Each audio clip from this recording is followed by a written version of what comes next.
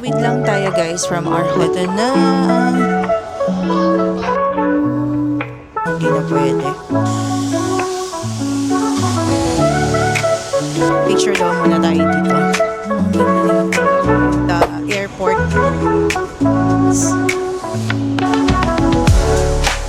Yan mo, diba? Oo. Ganyan. Yung parang magbabayad ka. Good morning guys. Today is April 19 and it's a Sunday or second day here in Hong Kong.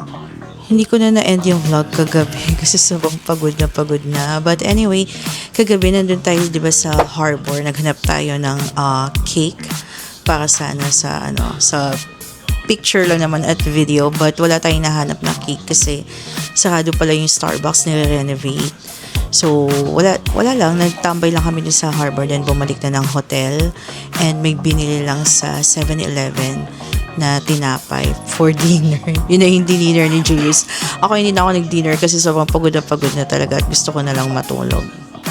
And dito sa hotel, nakatulog naman kami ng komportable. Okay naman siya, pati yung CR malinis at malakas yung water.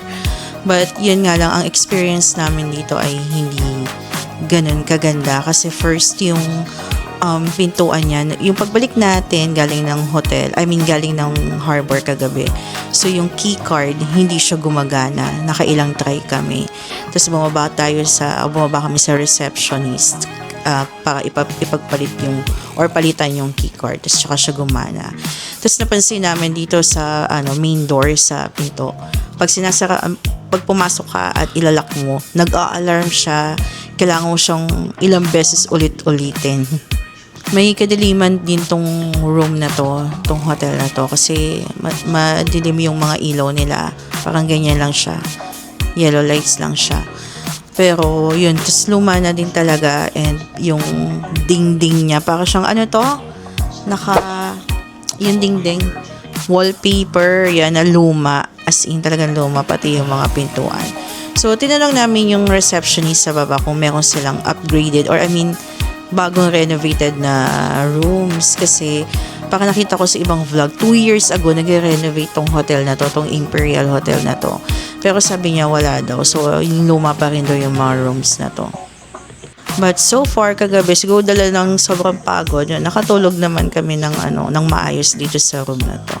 And today dapat ang itinerary is maaga at pupunta ng Longping Cable sa yung may Big Buddha. Dapat maaga doon para makapag-hike, kaya lang tanghali na, so 9 AM na, and let's see kung saan tayo mapupunta ngayon. But magbe-breakfast muna tayo sa Jollibee.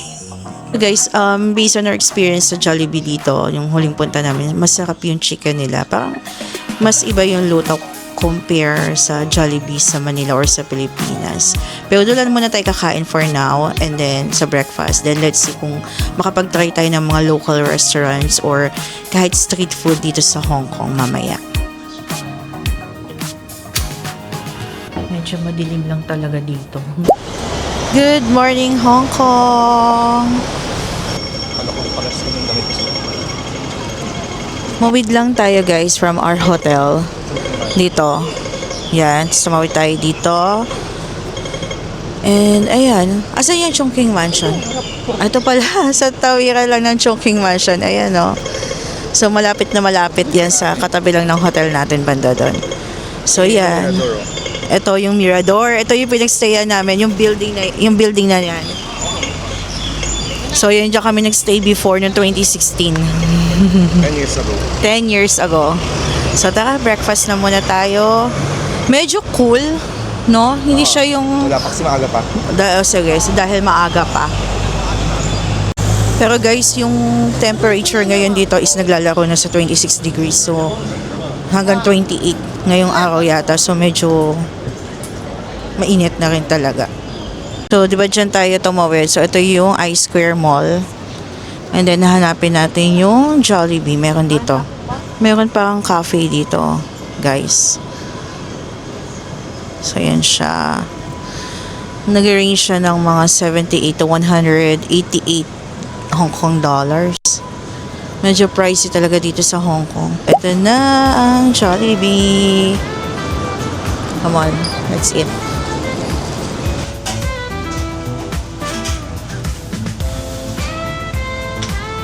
Magkano yung chicken na may chicken with garlic and egg yun, diba? $39 with drinks na yun, diba? Ang isa. Tapos yung spaghetti. $26 lang. $26 yung spaghetti. Okay. Pwede na, no? 130 lahat. $130 Hong Kong dollars. Kano yan? 800 plus. 800. 900. Hong Kong.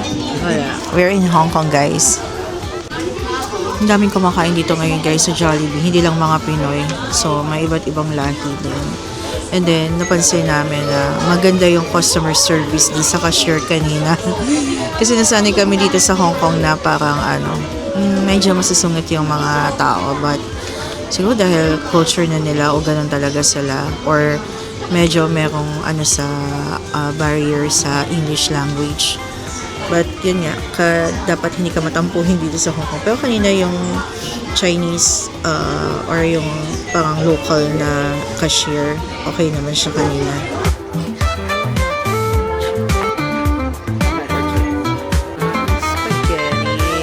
That's it, guys. Thank you, Lord.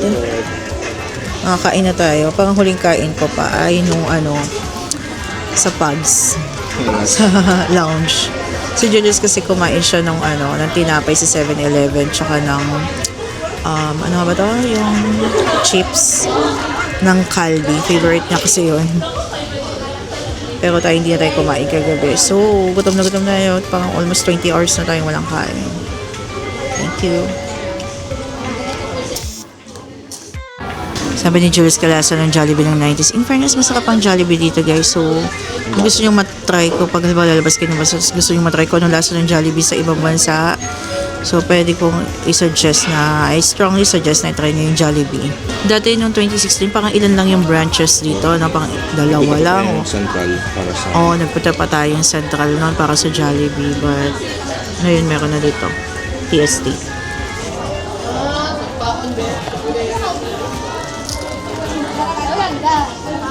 Tapos na tayong kumain, guys. And then, pupunta tayo ng anong garden yan, Chubbs? Nanlian Garden. Nanlian Garden. Tsaka Chilean Nunnery. Ano yan? Chilean Nunnery. So, Nanlian Garden tsaka Chilean Nunnery sa Diamond Hill Station. Napuntahan na namin siya before ng 2023. Free lang yung entrance doon. Pero ang ganda sa loob nan. So, from here, mag-MRT tayo or MTR. MTR. Yun lang. Lakad. Sige. Tapos lakad lang. Let's go na. Guys, balik lang daw tayo dito sa may malapit sa hotel kasi nandun yung MTR station. Ito yung pinaka-MRT nila. Souvenir shop. Elegantang Dynasty. Malapit lang to sa Jollibee. Katabi lang. So, later, bago tayo umuwi, dadaan tayo sa mga ganito para tumingin ng mga wala pa tayong gantong ref magnets. So, doon yung ating hotel, Oriental Hotel. Then, ito yung Chongqing Mansions. Diyan sa Chongqing Mansions, maraming dyan, guys, maraming mga hostels. So, mas mura talaga. Makakahanap kayo ng 1,500 pesos per night dyan. Yun nga lang, tingnan nyo maigi yung review. Tsaka kung may mga vloggers kayo napapanood na pagstayan na nila, tapos okay naman yung review nila. So, yun. Pwede. Dito na tayo, guys, sa East Chimshatsoy Station. Dito lang yan, malapit lang yan sa may bandang hotel natin. So, na-miss natin ang train ng MTR ng Hong Kong. Guys, ang bibilis lang talaga ng mga escalator dito sa Hong Kong, as in. Kaya kailangan mabilis din tayo. Ayan nyo, guys, ang daming bakery dito sa mga MTR station ng Hong Kong. Diba? Dito pala dapat tayo bumili ng cake kahapon. So, nag-range siya ng $178 ang ganyang kaliit. Diba? Pero yung slice nila ay $36 or $38. So, sabi dito, train sa baba. guys, sa lahat ng mga na experience natin na mga MRT or mga subway, Hong Kong talaga yung may pinakamadaling intindihin talaga na MRT or map, no? Pinakasimple. Siguro dahil maliit din kasi yung Hong Kong. Hindi Pero siya, yun, hindi siya complex. Hindi siya kasi box type na city. Mm, Parang, ano? yun, naka-parallel lang, paikot-ikot. Parang paikot-ikot lang naman daw kasi.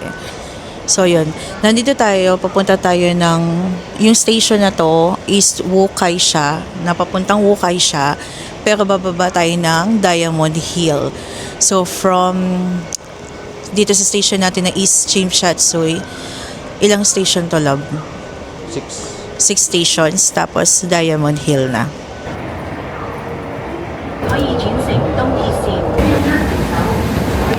So, galing na tayo. Lumabas na tayo ng MRT or MTR nila. Exit B tayo. So, nandito tayo sa taas.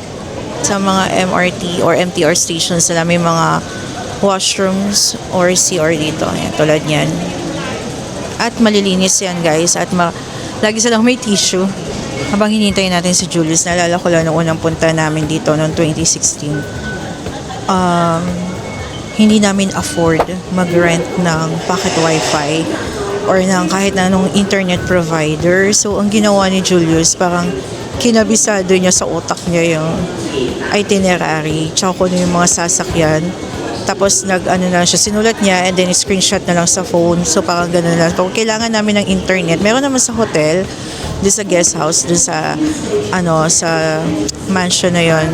Tapos, pero, yung mga establishments dito laging may internet. Tulad kanina, yung Jollibee, may internet sila. So, pwede ka maki-internet doon for 30 minutes at walang password o walang bayad. Noong 2016, ang ginagawa namin, pag kailangan namin ng internet, pag medyo naliligaw na, dumidikit kami dun sa mga establishments. Tapos nakiki-wifi lang kami. Pero nung napunta kami ng Macau, parang naligaw-ligaw talaga kami noon kasi wala nga internet. Tapos hindi siya katulad ng Hong Kong na halos lahat ng establishments may internet. Sa Macau wala masyado that time, noong 2016. Wala lang, share ko lang na naalala ko lang yung experience na yun dati. Saan tayo? Okay na may CR? Okay naman. Tulad pa rin yung dati, no? Okay. Exit B. Saan ang exit B? Ito na. So, exit na tayo. Tingnan natin kung magkano yung price nung ticket. Yung MRT. So, nasa $9 yung pamasahe. From East Chim Shat Tsui hanggang dito sa Diamond Hill Station. So, nakalabas na tayo ng Diamond Hill Station. Ang init, guys. Ang init na. Nahanap na natin yung Nanlian Garden. So, free entrance yun. Alam ko, open siya everyday hanggang 5 p.m. 7 a.m. yata to 5 p.m. Maganda dun, guys. Very relaxing. Mamaya pakita natin sa inyo. Guys, sinasabi ko sa inyo, pag may mga ganyang symbol, sabihin, malapit yung MRT or MTR station nila. So guys, medyo mali tayo. Sinusundan lang kasi natin si Google Maps. So, tatawid pala tayo dyan. Sa kabila pala yung Nanlian Garden. Doon sa malapit sa Hollywood Plaza na yun. Kasi naalala namin, yung nagpunta kami dyan before na 2023, dyan kami nag-lunch. Hindi na lang may elevator. So, sumakay tayo ng elevator pataas. Tapos eto ngayon, tumatawid tayo dito sa bridge na to.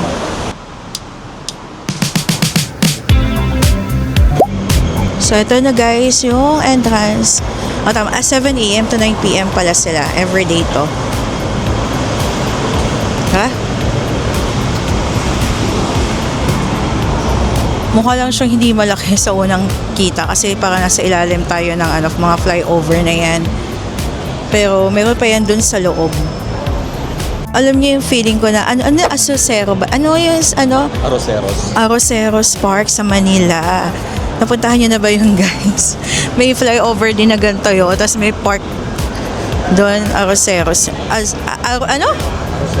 Arroceros Park yun. Parang ganun yung feeling niya.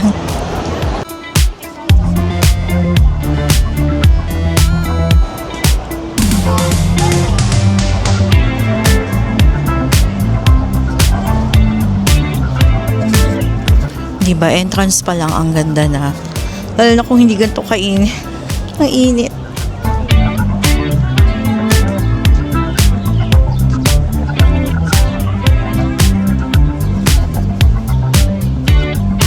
Di ba guys? Ang ganda. Ang ganda ng mga gantong ano oh. Ay, tawag sa ba?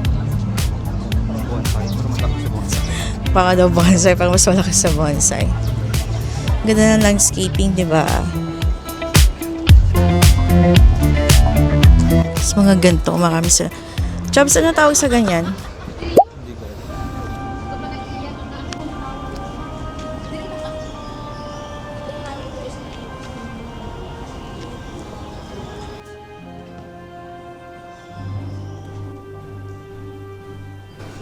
Kung mahilig kayo sa mga gantong parang museum na ganito yung makikita,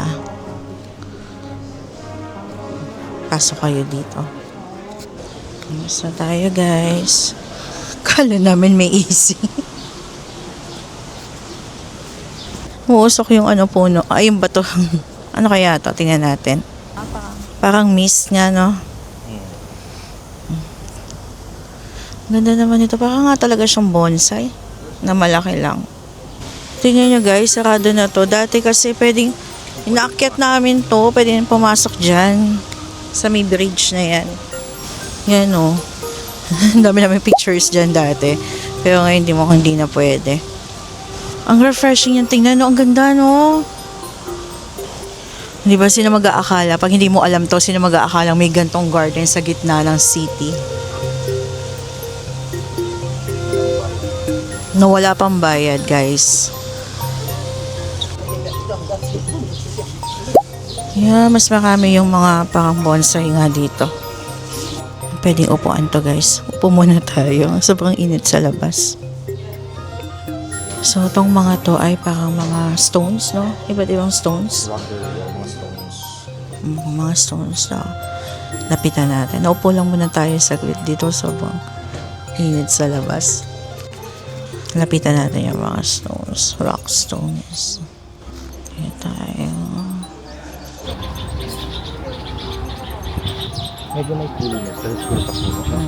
So guys, dito sa bandang dulo, may falls na pa ganyan. Ang init. So, dito muna tayo. Tambay konti. Parang may restaurant doon, no? Dati pa yun.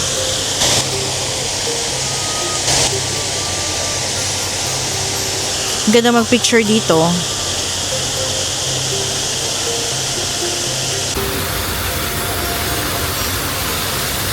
Very relaxing sana to, hindi masyadong mainit. Tapos na tayo mag-picture doon. Nag-selfie lang tayo guys kasi wala tayong dalang selfie stick or yung stand ng cellphone. Upload ko lang sa Mr. and Mrs. Snow. Follow nyo kami sa IG guys, please. Guys, tawid lang tayo dito. Hiningal ako.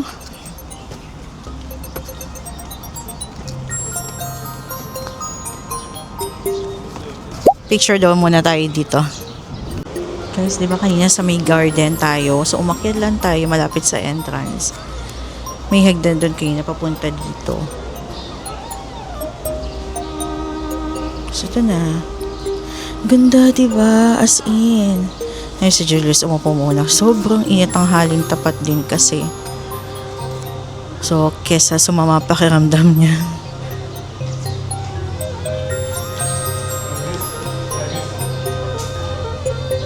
Ang ganda dito.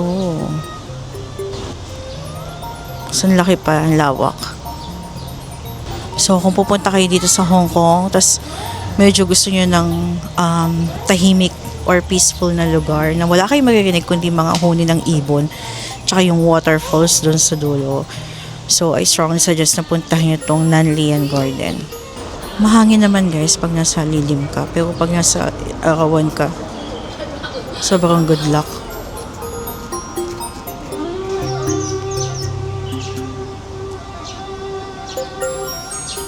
Di ba narinig niyo ba yung huni ng ibon?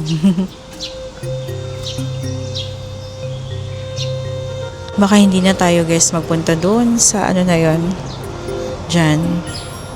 Kasi sobrang init. Naalala ko yung nag-Thailand tayo. Parang gano'n, scorching talaga. Let's say goodbye to Shilin Nunnery Garden. So, alis na tayo. At baka mag-coffee muna tayo dun sa mall, yung Hollywood Mall. So, tingin tayo muna ng coffee.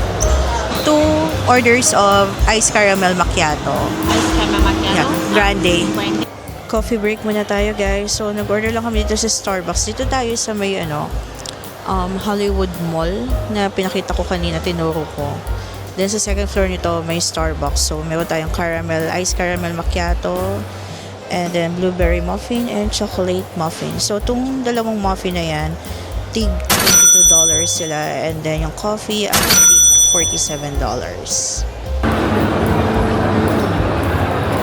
Dito pa rin tayo guys sa Starbucks. Ang daming tao dito, sa baba lang. Tapos kayo na may sinisigaw silang name. Baka artista dito sa Hong Kong. Parang merong meet and greet eh, no?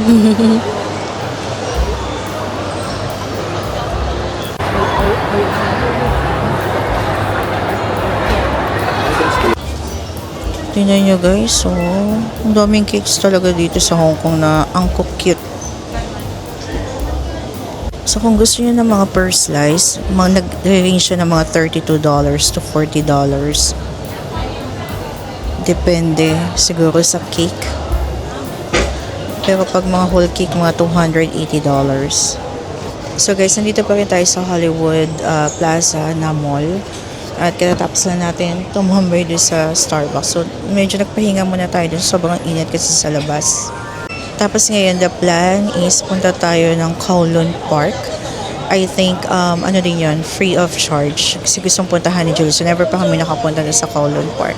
And then, after nun, babalik tayo ng harbor.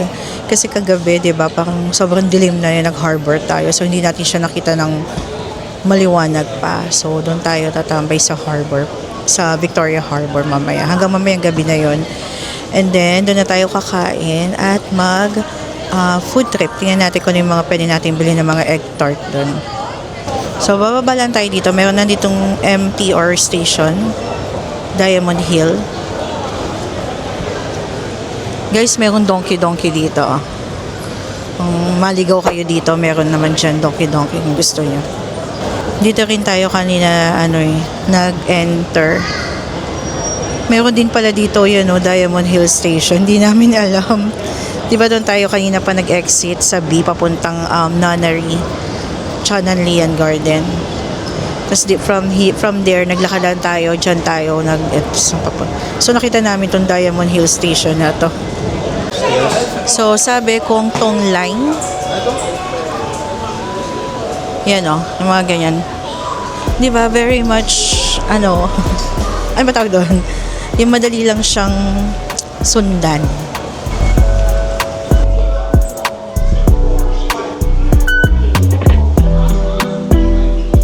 Grabe, ang bilis ng escalator. So, dito tayo papuntang Mongkok. Alam niyo guys, dito sa Hong Kong, ang dami ditong mga bake shop or dito sa mga MRT or MTR stations nila. Ang daming mga pwede mong bilhin na mga goodies. So, labas na tayo ng exit C. Yun yung pinakamalapit sa Kowloon Park. So, Nathan Road din pala yung kalalabasan. Pag dinire-diretso mo sa may hotel na natin, banda dito. Paglabas nyo ng C1, dito meron ng Loy Fook Jewelry. Sikat yan na jewelry store dito sa Hong Kong. So guys, nag-picture lang kami dito sa may nakalagay na Nathan Road. Tapos habang may dumadaan na double-decker bus, ang ganda. I-upload namin sa IG. Follow us on our IG account, Mr. and Mrs. Snow. Daming mga dessert shop dito, guys. Yan Tingnan natin.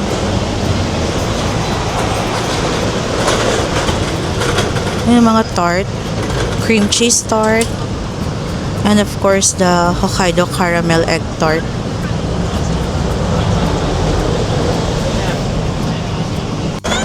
Ang dami ding mga Japanese store dito. Pili ko mga luxury bag to. Eh, tingnan natin. Chanel. Chanel yan, di ba? Oo, mga Chanel. 3,000. So, 23,000 Hong Kong dollars. Mga presyo doon. Ito nga, ang laki oh. Almost $50,000. Christian Dior na 17. Dior, $17,000.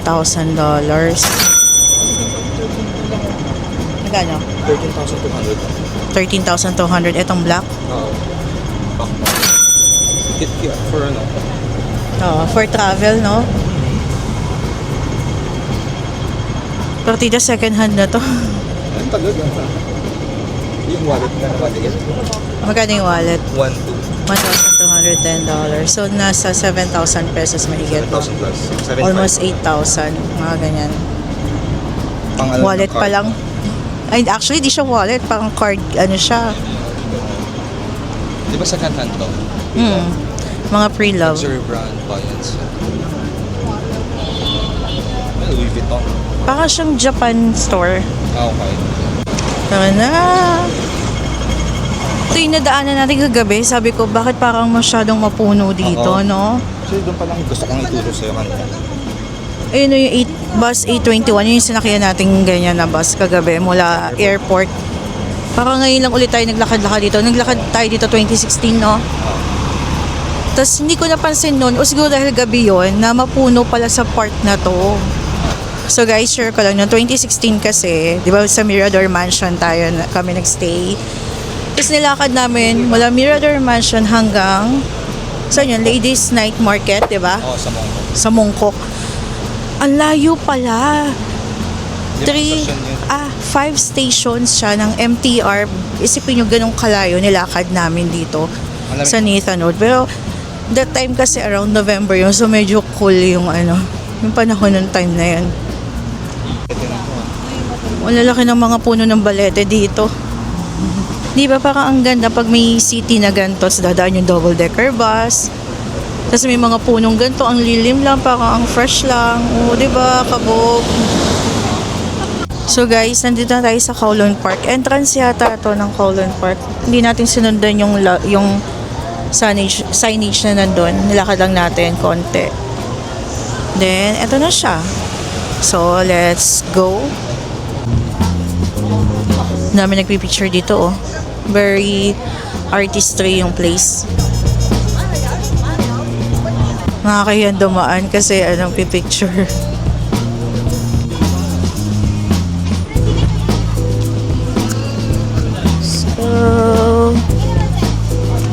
Kowloon, 5 a.m. to midnight siya.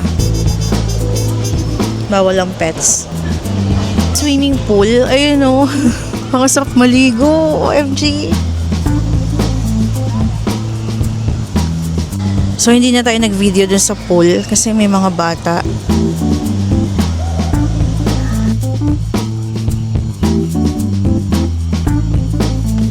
So, andito na tayo guys ngayon sa garden.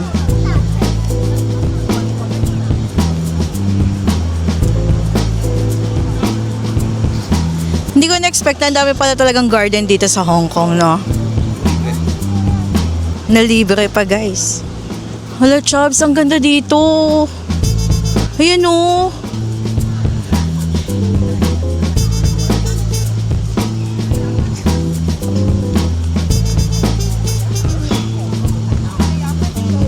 Hala, ang presko naman dito.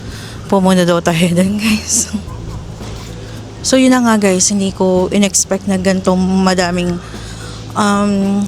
garden na libre dito sa Hong Kong. Kasi di ba pag sinabi mo Hong Kong, mga buildings, shoppingan, kainan, food tripan. So, pumunta tayo dito as kwarentahin. So guys, kanina doon sa may bungad, nandun yung parang mga swimming pool nila. So, ang dami talaga naliligo. Parang ang sarap maligo. So, feeling ko pwede. Basta magbabayad ka lang ng entrance, tapos naka-swimming attire ka. Bawal nga lang talaga doon, photo and video. Kasi syempre may mga kids, tsaka, yun nga, naka-swimming attire yung mga tao. Dito sa likod na yan, meron, anong tawag dito? Para siyang zoo. Aviary. Aviary. Para sa mga ibon. Para pala sa mga ibon. Free din yan guys. Pasukin natin mamaya. Pahinga lang tayo ng konti. Okay, back to regular programming. Nakapagpahinga na. Pasukin daw natin tong aviary na to.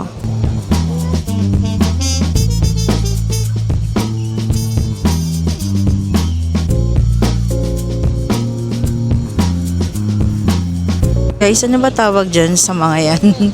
Ito, may name. Tingnan natin. Coscorobas 1. Tapos meron ding mga flamingo. Sila ata yung phone. Ito flamingo to. Ito pala yan. So yun, swan. Apa kayo mga maliliit? Parang ang sarap lang magtambay-tambay dito kung dito ka nakatira. Tapos, wala na, may dala ka lang snacks. Pwede naman dito ito. May McDo nga dun na booth. Yun o. May mga koi din pala dito. And meron silang fountain dito. Hindi ba? In fairness.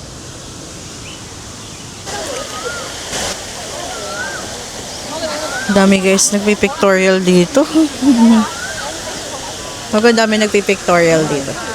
So, diba, may fountain sila. Oh, ang kabog ng park na to. Kowloon Park. Puntahan nyo na to.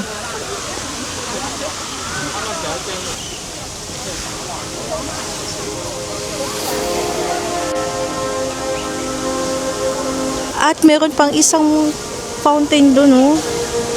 Diba dun yung yung fountain na una natin napuntahan. Tapos bumaba tayo.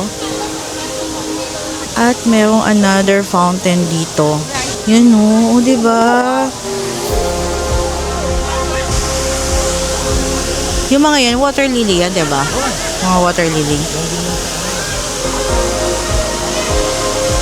Alam niyo ba guys, ang daming kumakain dito, nagpipiknik.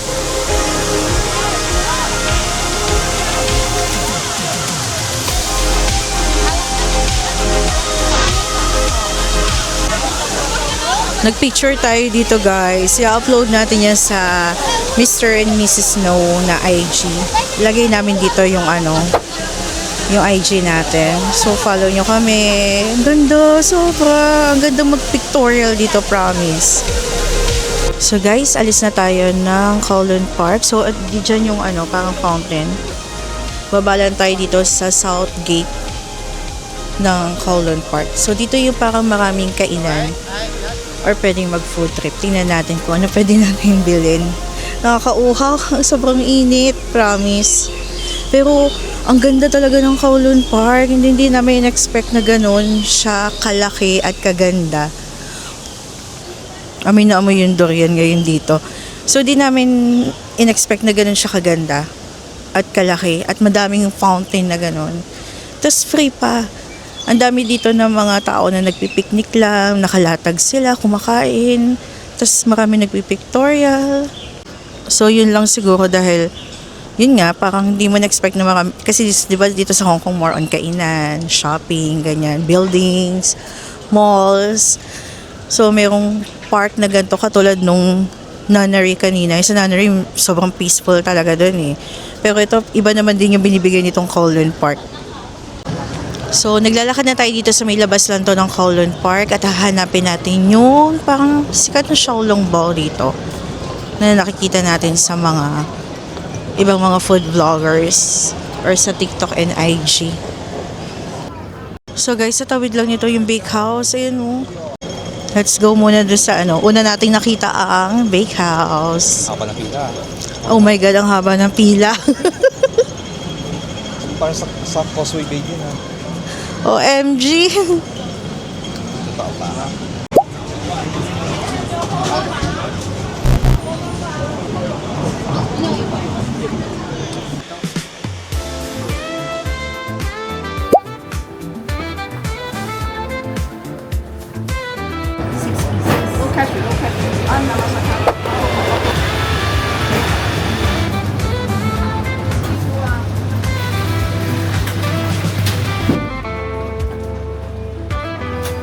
Titikman muna ni Julius. So, yung bilhin natin 6 pieces with shrimp na siya, 4.75. Hong Kong dollars. Sana okay. Nilagyan natin ng konting maanghang na... Ano pala siya, may laman, may sabaw? Oo, kasi Shaolong Bao yan, Chab. So, Pasaw. teka muna. Yung kagat mo muna. Mainit daw. Tumatalsik yung sabaw. Oh, puro laman siya, oh. Tapos may shrimp talaga, no?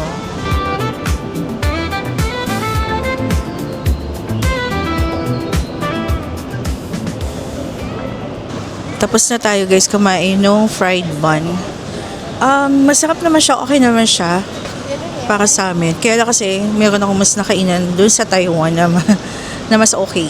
Pero okay naman yung experience namin doon. Tapos pala, guys, hindi sila tumatanggap ng cash.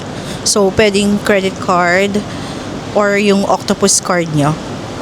Ngayon, pupunta na tayo sa harbor para, wala lang, mag-people watching tayo doon. At least maabutan natin siya ng maliwanag pa, diba? Ito, guys, yung Max Noodle. So, doon tayo kumain kanina, diba? So, lakari lang natin dito. Ito yung Max Noodle na nakainan natin or namin to before. Sarap siya. Masarap yung beef noodles dito. Tapos, alam ko meron na rin to sa Mega Mall ngayon. Try nyo dyan. Tingnan nyo, guys, so may Big C. Ito ba yung nasa Thailand? No, ito yun, diba? Ganyan na ganyan.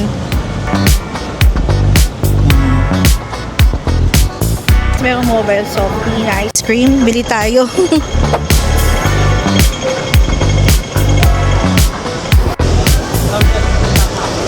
So, $13. Yan si Julius, bibili daw siyang ice cream.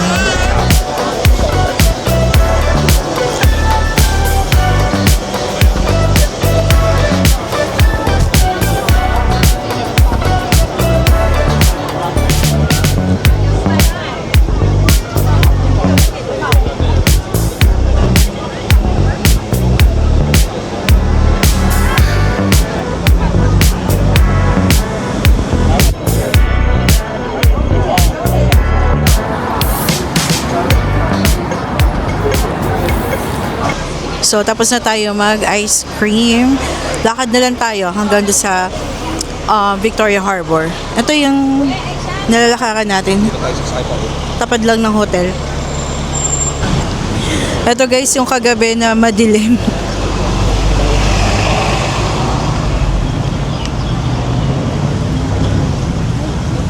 Ito, guys, yung Peninsula Hotel. Pag Chinese New Year, ang ganda nito kasi madaming lantern, diba? At maraming ilaw yan. So, ang ganda. Tsaka pag magpapasko. Grabe, ang sakit na ng pangapaan natin. Kaya, upo muna tayo doon sa Victoria Harbor at mag-people watching. Mapapansin nyo, guys, ang daming magagandang sasakyan dito sa Hong Kong. As in, sobrang normal lang. Yung mga Uber na kotse nila, pinang-Uber is mga Tesla.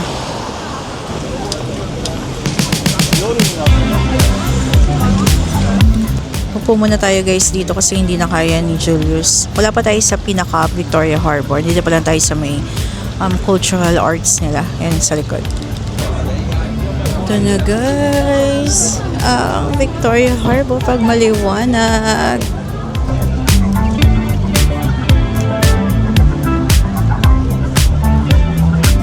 Ito yung sinasabi ko kagabi. Dati wala yung mga ganyan. Yung parang magbabayad ka for picture.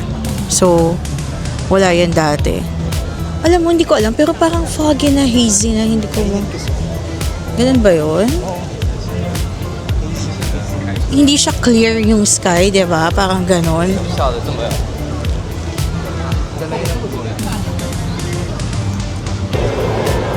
At dahil Sunday ngayon, napakadaming tao.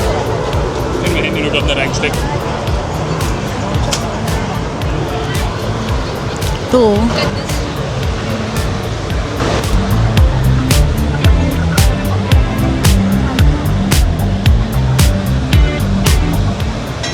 So, madami dito, guys, sa mga coffee shop, restaurants. Yun nga lang, medyo pricey dito. Sa ngayon, hindi ko alam kung bakit parang hindi siya ganun ka-clear yung sky. Pero sabi ni Julius kasi parang sa init daw yan. Kaya parang foggy na may haze. Parang ganun siya eh. So, pupunta muna tayo ng K11, guys. K11 Musea. Titingnan natin yung vantage point ng Victoria Harbor. Kasi may nakita kami sa IG and TikTok na magandang view ng Victoria Harbor pag nandito tayo sa loob ng K11 Musea. So, pasok muna tayo. Tapos palamig muna tayo. Init sa labas.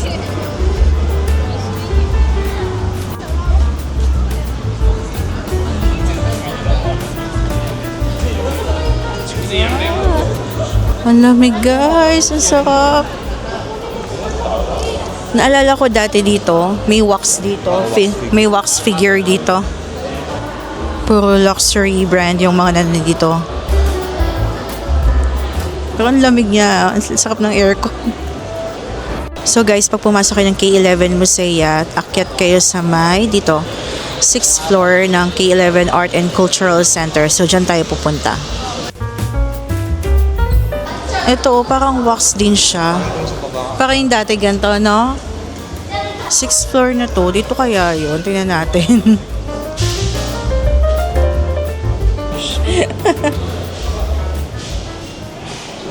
Ito nga yun. Ito na siya, guys.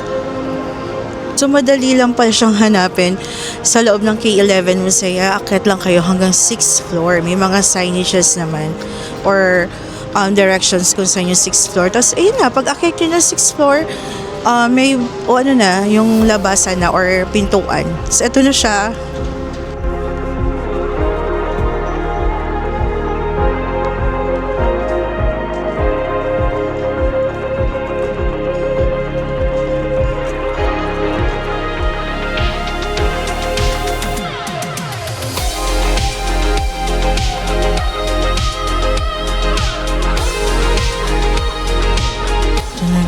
Guys, ito yung sa baba. Ayan, o. Diba, sobrang daming tao dyan. So, dito tayo sa pinakataas. Ganda. Mas maganda to kung clear yung sky. Nakalabas na tayo ng K11 Musea, guys. So, mag-people watching muna tayo dun sa mismong tapat talaga ng harbor.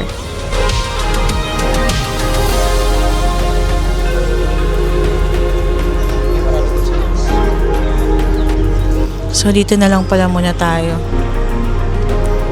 Ang init ngayon. Ano ba temperature ngayon?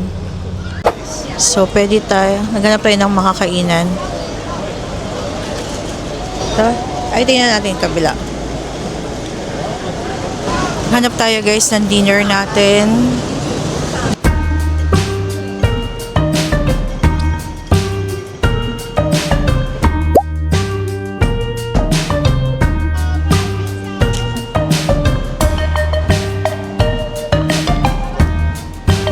Pili tayo, guys. So guys, nandito tayo ngayon sa restaurant for our dinner. Ang presyo niya ay nasa around $72 to. Yung Pagkain natin. $75. Para siyang pork barbecue lang. Tapos of course, soft drinks na naman kami. Ang init kasi sa labas, guys. Pero dito medyo cool. Parang kahit open yung door nila. Parang malamig-lamig, no? Compared.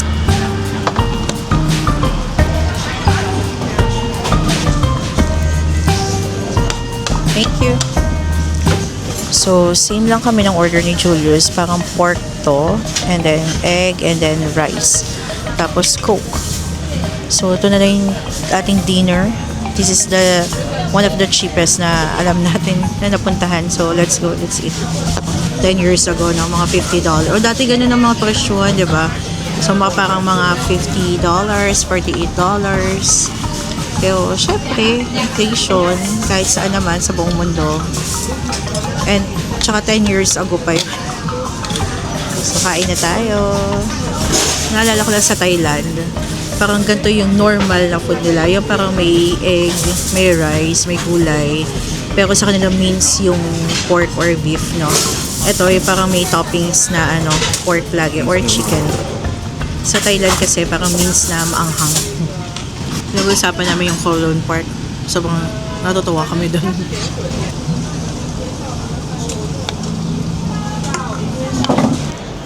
Dito tayo guys kumain sa Kome Taste. Kome Taste. So, dyan. Tapos na tayong kumain guys. Okay naman yung food. Halagang $75. Times yun lang sa 7.2. Pero meron silang service charge din guys. Na sa pera natin pang 150 pesos. Okay naman yung food. Hindi ganun lang kalambot siguro yung pork. Tapos sobrang dami ng rice. Parang more than 1 cup yung rice na yun. So, yun. Pero sulit na siya for $75. Next time siguro kung kakain tayo, try natin yung ano. May fried rice sila doon. Parang gusto ko mag-fried rice next time. So, balik na tayo ng hotel. And then, bili muna tayo sa 7-Eleven ng water. Tsaka siguro ng chips. May 7-Eleven ako doon nakikita. So, punta na tayo doon. May malamig agad. Ito yung VLT. Try natin tong VLT. Nakita ko to sa mga vlog eh. Dito guys sa mga noodles nila nag-range ng $21, $22,